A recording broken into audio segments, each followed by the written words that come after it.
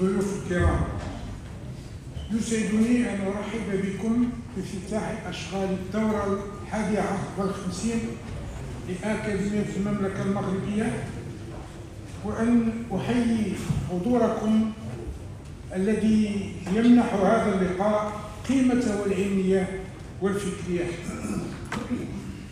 نجتمع اليوم في فضاء يجعل المعرفة محور رسالته، ويعلي قيمة النقاش الرصين، ويمنح الأسئلة الكبرى ما تستحقه من تدقيق وتمحيص. فالأكاديمية لا تكتفي بتراكم المعارف، وإنما تقود حوارا يوجه مسارات ويستحضر أثرها في المجتمع.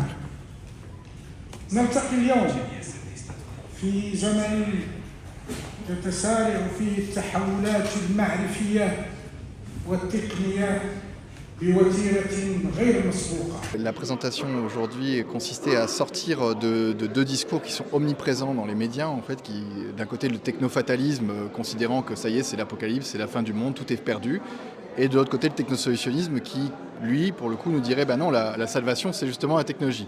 Là où croit le danger, croit aussi ce qui sauve, diraient certains. En réalité, moi, je suis dans une position sceptique par rapport à ça.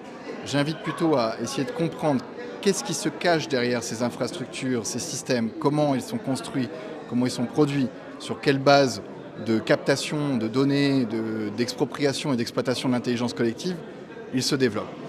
Et en considérant ça, j'essaie de mettre en évidence les limites systémiques, en fond, qui apparaissent. C'est-à-dire, d'un côté, évidemment, du point de vue des ressources énergétiques, il y a des limites. Ils vont se confronter à un mur de rendement avec l'idée que leurs infrastructures, à un moment, vont toucher à des limites planétaires. Il y a des limites sociales, culturelles, politiques. Les individus, pour le moment, sont un peu dans la sidération, mais il va y avoir des rebonds, des oppositions. Il va y avoir, à un moment, les sociétés préexistent à l'IA. Elles sont constituées de valeurs, de droits, de normes, de représentations, de culture.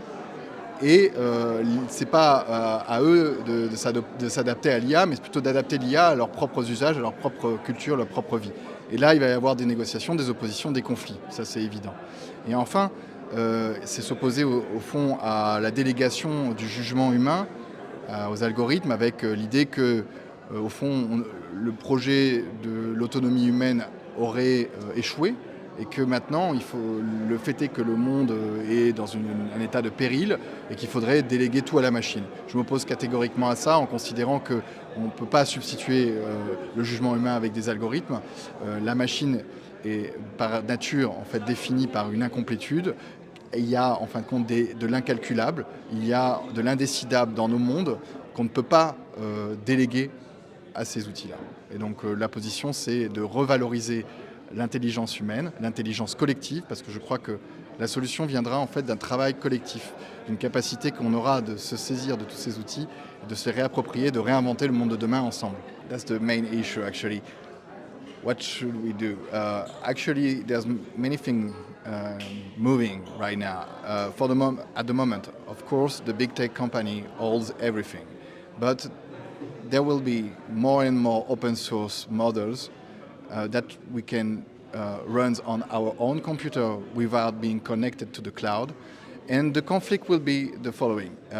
Now you have the US that are at the top in AI, but I assume that soon China is going to share more and more open source AI system, and there will be a conflict between them. The US will also give more and more open source. And we will have to find a solution in this international conflict by a reappropriation of those technology.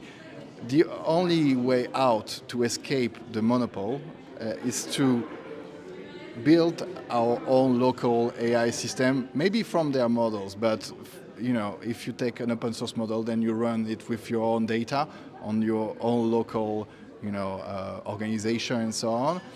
And it's becoming more and more easy to use in this way AI. So maybe that's one way to escape this to just going out the cloud, escaping the cloud. Maybe it's a way of salvation, kind of. But